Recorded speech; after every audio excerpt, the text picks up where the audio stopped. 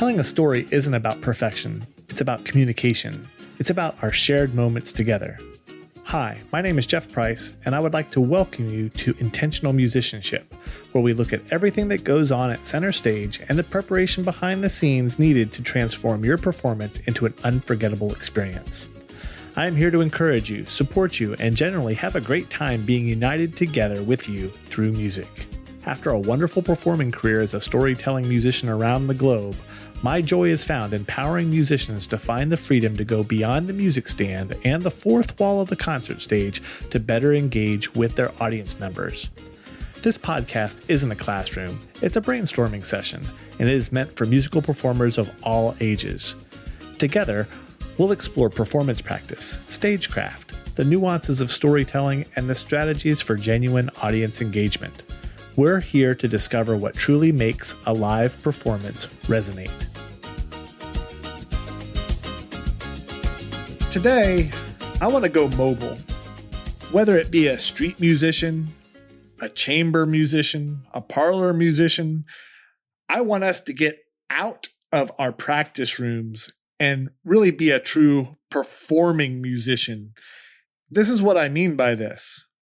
Many times, when we're getting ready for our big super events, our big mega shows, our competitions, our juries, our recitals, our auditions for a specific position, we'll get so focused on the practice routine that goes on with that, we sort of lose track of what we are.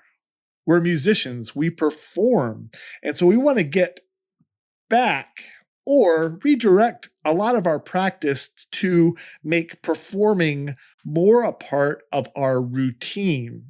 And so today, I'm going to give you some tips and tricks that I use to get out of that practice room rut and improve as a musician by getting out and doing. Because sometimes real live experience can't be replicated. It definitely can't be replicated in that practice room.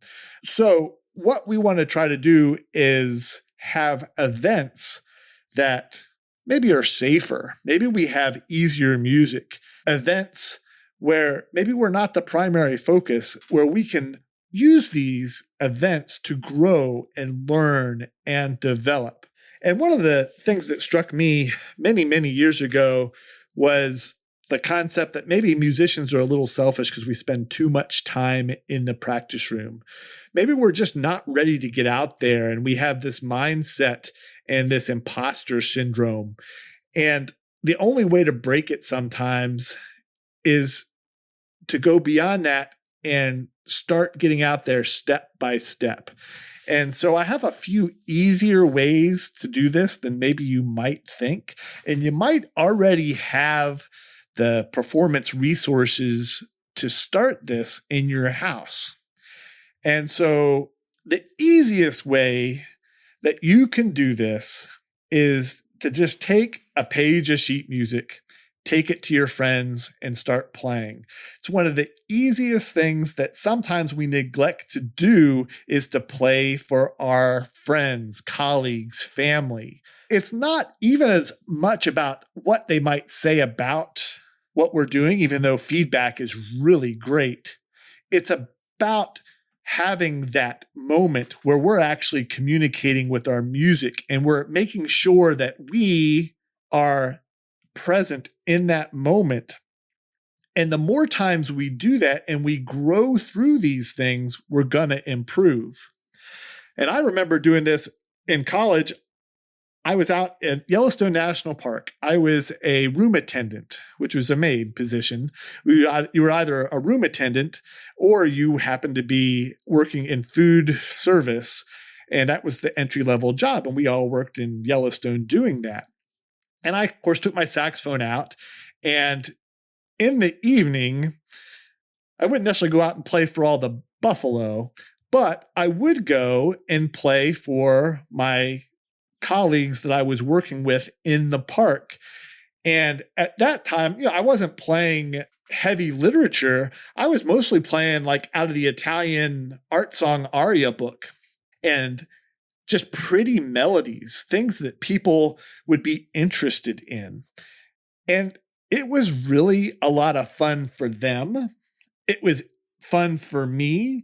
It made the evening different. It was a nice change of pace. And way back in those days, it was just me by myself, single instrument on a saxophone. Well, fortunately, we have a lot more tools. And so many of us have a digital ecosystem. And so when you go to the music store, even as it changes perpetually with all of the online resources that we have, you can find books by Hal Leonard or Alfred. Sometimes they have CDs still attached to them, and many of you don't have CDs. But I have a CD player, I put them in, I upload all these recordings of these basic books of music up into the cloud where I can pull down as a resource at any time. I link it to my phone or my iPad or my computer. And in those kind of books, I'll have classical music, I'll have gospel music, I'll have R&B, I'll have country, I'll have about anything that you'd like that a person would like to play. Now, the neat thing about this is this diversity allows me to get out of my shell and practice fundamentals in other genres. And so regardless of what you're doing, you can still play in tune with these kind of books and music. You can still work on your articulation. You can still play in time. You can still focus on playing the right notes. You can focus on making sure that line comes out effectively. You can practice things like your circular breathing. You can practice getting out of the music stand, or in my case, a lot of times an iPad, and connecting with the audience. Between pieces while you're changing, you can practice your communication skills and your talking. And it's really effective. Now, because I've been doing this newer way of, I call it busking, or this mobile music, since 2015, I have quite a selection of physical books that are connected to the digital media that I have on my phone, in my iPad, and my computer. But I also have many of them that are digital, so I'll just use exclusively my iPad, and maybe I'll use a foot pedal to change music. What I've found is not only is this a lot of fun to go between genres of music and play these different styles, but it gives me a lot of opportunity to play for different events. And so a lot of these are arranged really well by these major companies. And many times you can get about any style of piece so that then you can fill in on whatever instrument that you're playing or whatever you'd like to sing. You can get it in the right key that you want. I was just doing a Ravel, Piece in Forme de Habanera. I have like 7 or 8 different versions of that I could play, depending if I'm playing clarinet or flute or saxophone, or if I'm playing particular keys of the saxophone. I have arrangements that sort of fit for a lot of that. Sometimes I have a piece by Manuel de Falla, Nana. It's a berceuse. It's like in the second movement of his of a suite, and I have various tempos of those kind of things. And so I also have a book of Beatles songs from Hal Leonard that I use. It's really fun, engaging, and I use it for things when people call up and say, I'd like X. I can go service it, especially a little small birthday party for friends. I'm there. You want some music to be ignored by? Go. And you got ways that you can work on your stage presence and your eye contact and all those musical concepts. And the great thing is this music is easy. It's fun. It's things you know. And every time you do one thing well, then you grow on that with another new thing. And then another new thing. And every time I play, I get another performance in the system. So I get used to the crowd a little bit more. I get used to where I like that music stand to be. I'm used to using that foot pedal more in a crowd when there's background noise.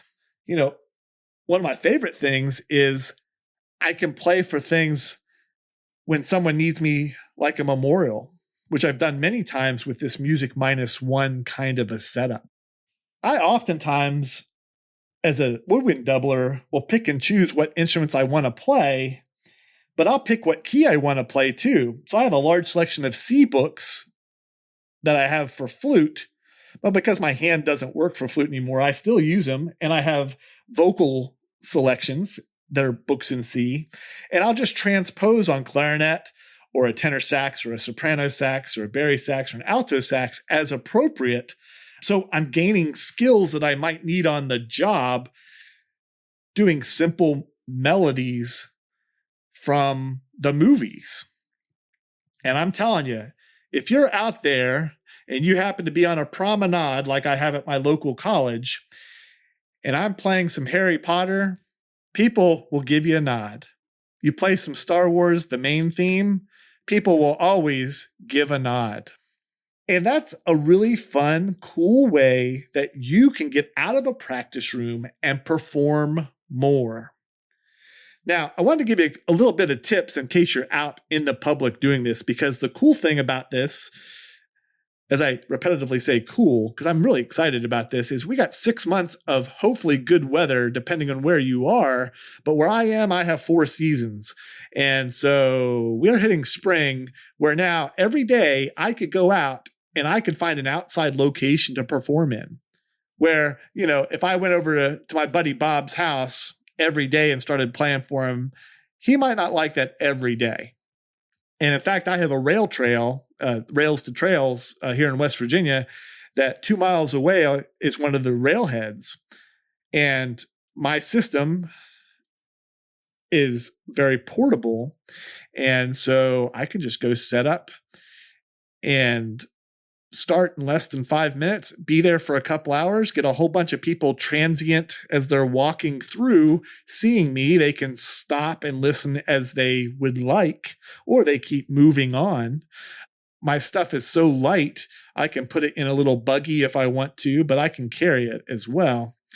So I thought we'd just take a second to go through some ways that you can be more mobile and do something like this. So the first thing, you got to go to the music store or go online to Hal Leonard or Alfred, or you might go find books that are collections of solos for your particular instrument and see which ones have MP3s available.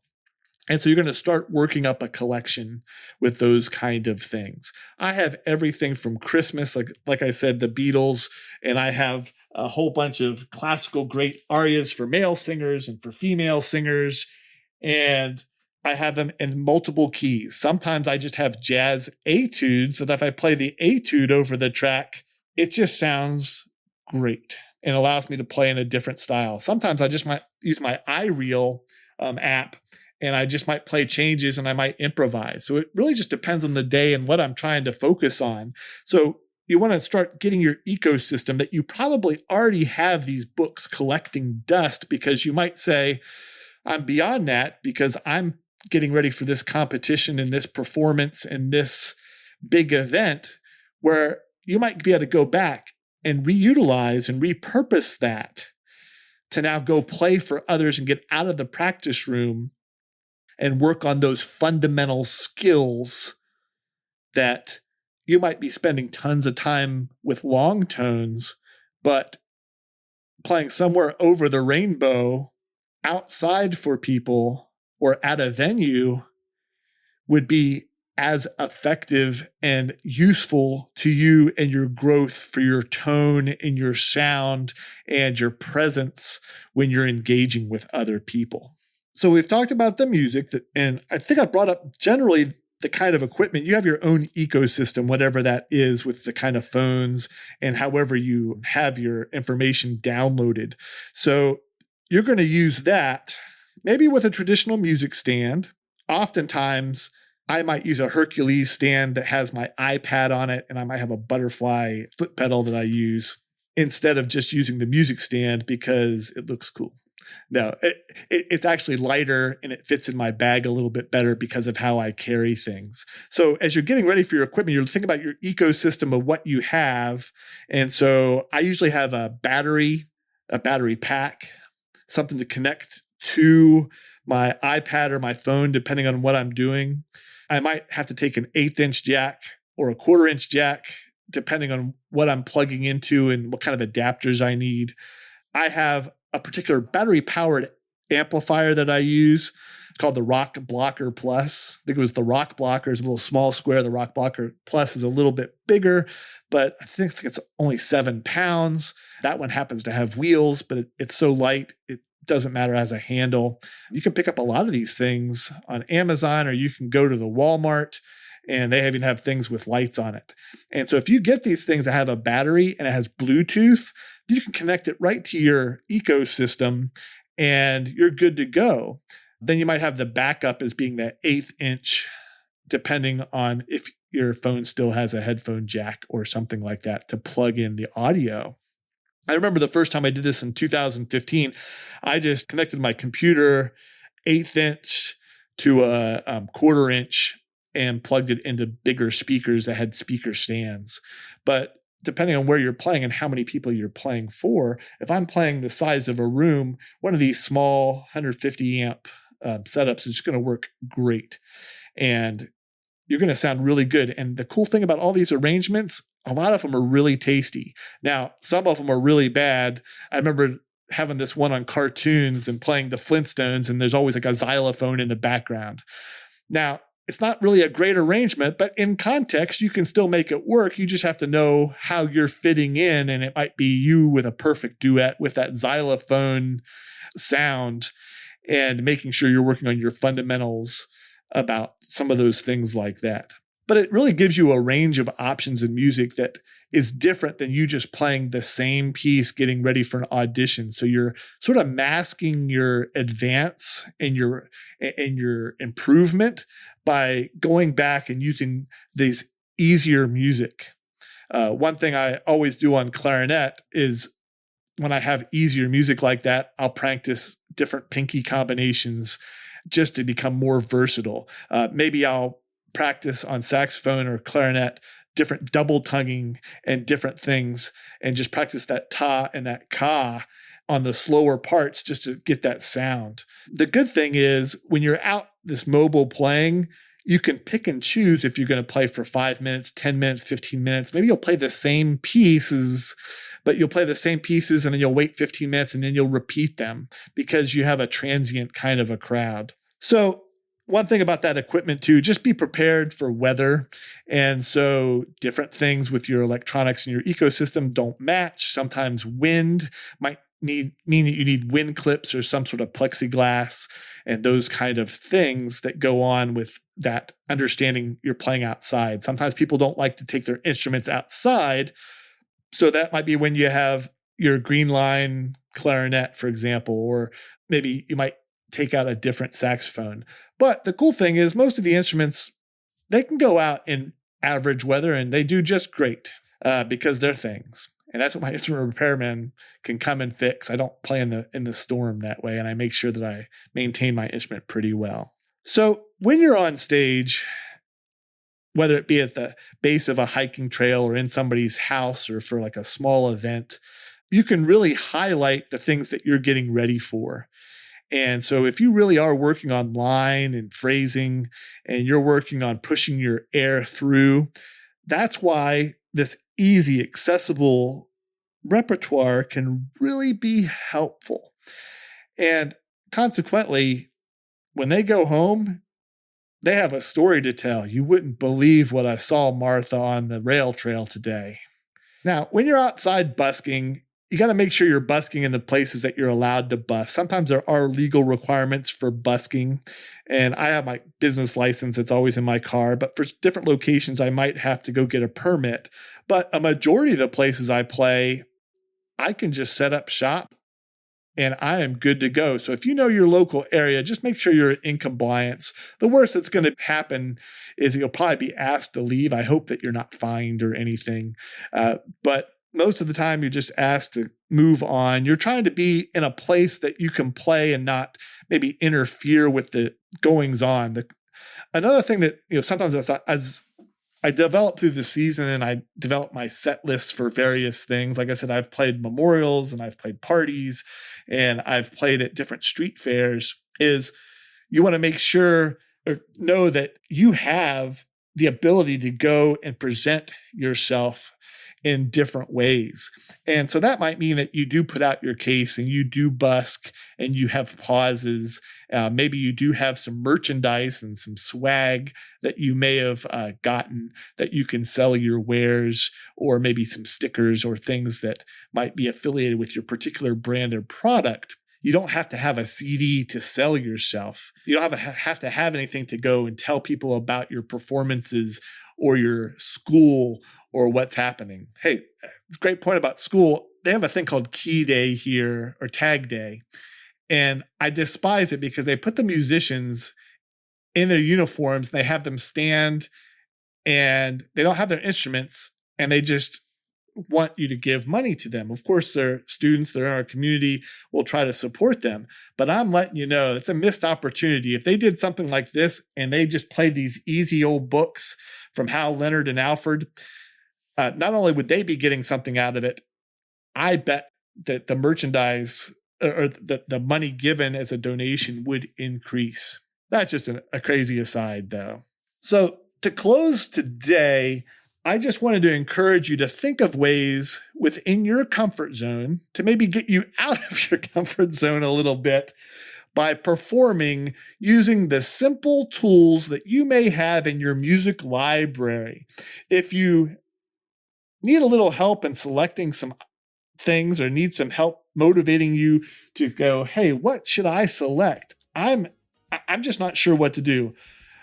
Email me, go to intentionalmusicianship.com, and I will figure out a way that maybe we can bring some of these things to light and that you can have a lot more fun outside of the practice room getting ready for those big events. That's it for today's episode. We hope that some of the topics and issues addressed today will be useful to you as you move forward in your musical journey. I want to take this opportunity to say thank you for joining us today. We know your time is precious, and we really appreciate that you have taken the time to listen to us today. Consequently, we'd like to hear from each and every one of you. You can reach out and connect with us at intentionalmusicianship.com. My hope is that we build a community where we can encourage one another through our mutual experiences performing live music. I look forward to connecting with each of you again on the next episode of Intentional Musicianship.